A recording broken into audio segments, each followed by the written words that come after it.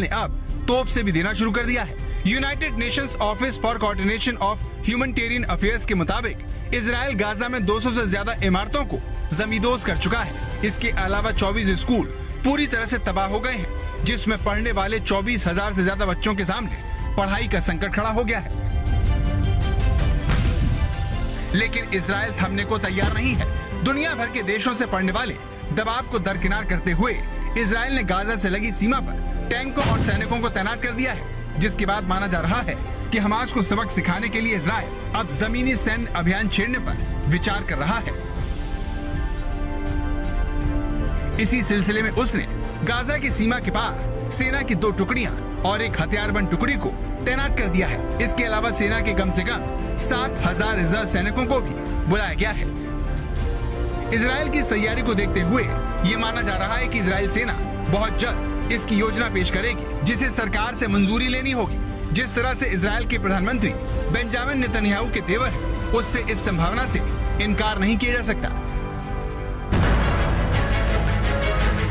Israel के मंसूबे Hamas को इस बार तबाह करने के हैं। इसी सिलसिले में उसने हमास के यूएवी को गाजा से इजराइल में घुसने के दौरान खत्म कर दिया। इसी तरह इजराइल की सेना के निशाने पर गाजा की वो सुरंगें भी हैं, जिसका इस्तेमाल इजराइल के खिलाफ होता रहा है।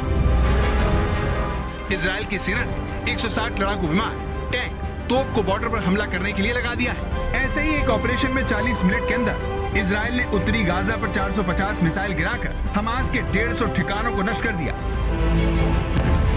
कुल मिलाकर इजराइल अपने दुश्मन हमास को जड़ से उखाड़ने के लिए वो सब कुछ कर रहा है, जिसकी तैयारी उसने बरसों से की है। लेकिन बड़ा सवाल ये है कि बॉर्डर पर खड़ी इजराइल की सेना क्या जमीनी कार्रवाई करने जा रही है? आज तक ब्यूरो। OIC यानी ऑर्गेनाइजेशन ऑफ इस्लामिक कोऑपरेशन, जो कि मुस्लिम जो देश हैं उनका संगठन है, उसकी बैठक होने वाली है कल यानी रविवार को। उसमें चर्चा होगी जो मौजूदा संघर्ष है उस पर, खासकर इजराइल की आक्रामकता जो है और यरूशलेम में जिस तरीके से अल अक्सा मस्जिद में जो पूरी वारदात हुई। अब ये सारी चीजें जो हो रही हैं उसमें एक सबसे बड़ा सवाल ये उठ रहा है कि क्या आने वाले दिनों में ये सिर्फ इजराइल और हमास के बीच का मुद्दा नहीं रह जाएगा, बल्कि सारे मुस्लिम देशों और इजराइल के बीच का एक मुद्दा हो सकता है? और क्या ये संघर्ष अब अगले स्तर तक भी जा सकता है?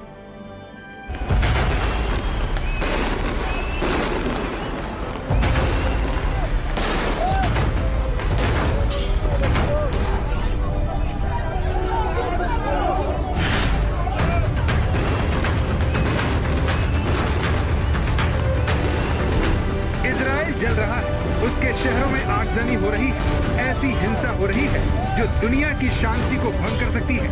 आखिर इन तस्वीरों का संबंध दुनिया की शांति से कैसे है, उसे समझें। उससे पहले इस तस्वीर को देखकर समझिए कि इजराइल में क्या हो रहा है।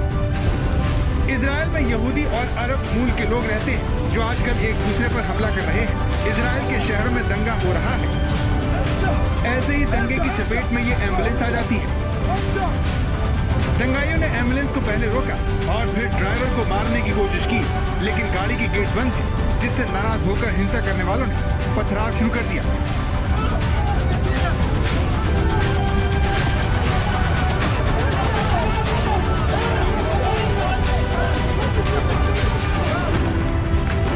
इसी तरह की हिंसा इजराइल के एक और शहर में हुई। ये देखिए कैसे चारों तरफ आग लगी हुई है। इस आगजनी में पुलिस और प्रदर्शनकारी एक दूसरे पर हमला कर रहे हैं। प्रदर्शनकारी आग के गोले पुलिस की तरफ फेंक रहे हैं। जवाब में पुलिस वाले आंसू गैस के गोले छोड़ते हैं। ये सारी हिंसा उस वक्त हो रही है जब शहर की सड़कों पर ट्रैफिक है जो प्रदर्शनकारियों और पुलिस के बीच फंस जाते हैं। डर के मारे लोग अपनी गाड़ियों के हॉर्न बजाने लगते हैं।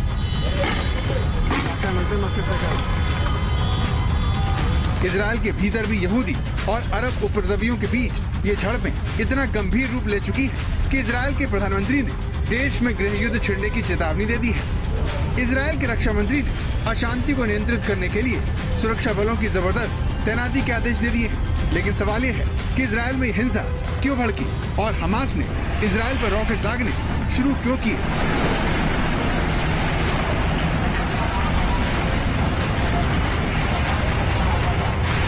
इस सवाल का जवाब पूर्वी यरूशलेम के शेख जर्राह में छिपा है, जहां से निकली चिंगारी में आज इजराइल से लेकर गाजा तक जल रहे हैं।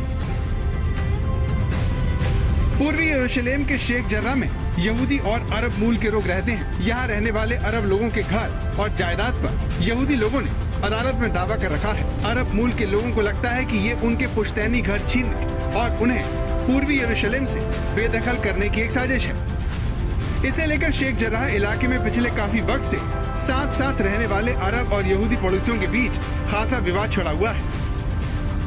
ऐसी तू मैमे का एक वीडियो खूब वायरल हुआ जिसमें दोनों पक्षों में कहासुनी हो रही है।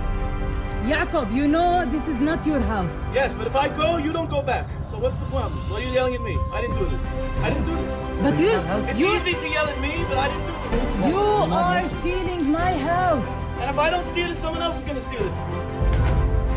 इस सारे विवाद की जड़ इजराइल की सरकार का एक फैसला है जिसने 1948 की जंग में पूर्वी यरूशलेम में अपने घर खोने वाले यहूदियों को अपनी जायदाद पर दावा करने का हक दे दिया है। हालांकि अरब मूल के लोगों को यह अधिकार नहीं दिया गया है, जिससे ये लोग खफा हैं और इन्होंने इसका विरोध करना शुरू कर दिया है। शनिवार को इसी मुद्दे पर पुलिस और प्रदर्शनकारियों में झड़प हुई जो मुस्लिमों की पवित्र अल अक्सा मस्जिद तक पहुंच गई। इस पूरी झड़प में 300 अरब मूल के लोग और 9 इजरायली पुलिस अफसर घायल हो गए। अपने पवित्र स्थल में इस तरह की अफरा तफरी और हिंसा की तस्वीरों ने फिलिस्तीनियों समेत पूरे मुस्लिम जगत को परेशान कर दिया। लेकिन इजराइल के प्रधानमंत्री ने पुलिस के एक्शन को सही ठहराकर ये जता दिया कि यरूशलेम पर इजराइल अपना दावा पहले से कहीं ज्यादा मजबूती से रखेगा और उसे अपने हिसाब से बसाएगा।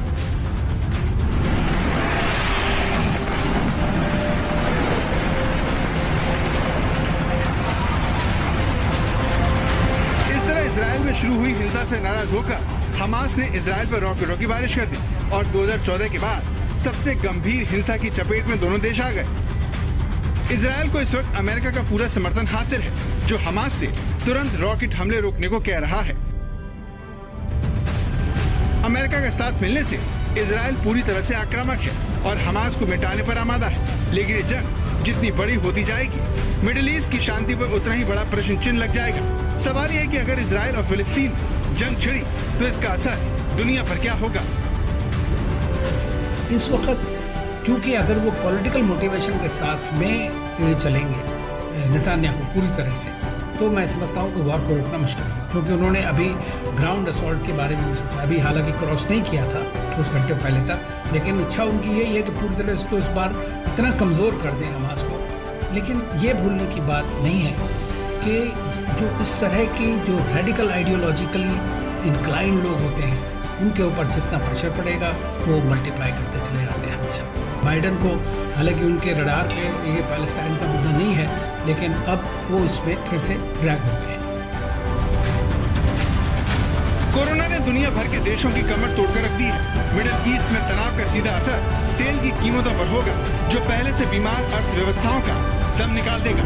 दिल्ली से गीता मोहन के साथ आज तक ब्यूरो। भारत ने भी इस पूरे टकराव पर ध्यान दिया है, बारीकी से नजर रखी हुई है, निंदा की है जो हिंसा हो रही है, खास तौर से जिस तरह से रॉकेट बरसाए गए थे इजराइल पर, उसकी भी भारत ने निंदा की है। भारत ने अपनी तरफ से ये बात कही है कि शांति बनाए रखनी चाहिए ताकि पूरे क्षेत्र की शांति किसी भी तरीके से प्रभावित नहीं हो और यही सबके हित में रहेगा। एक छोटे से ब्रेक के लिए रुक रहे हैं। ब्रेक के बाद आपको दिखाएंगे वो सुरक्षा कवच जो रॉकेट प्रूफ है। हमास के तमाम हमलों के बावजूद इजराइल किस तरीके से वहां पर अपना सुरक्षा कवच तैयार करके बैठा है, उसकी रिपोर्ट आप देखते रहिए आज तक।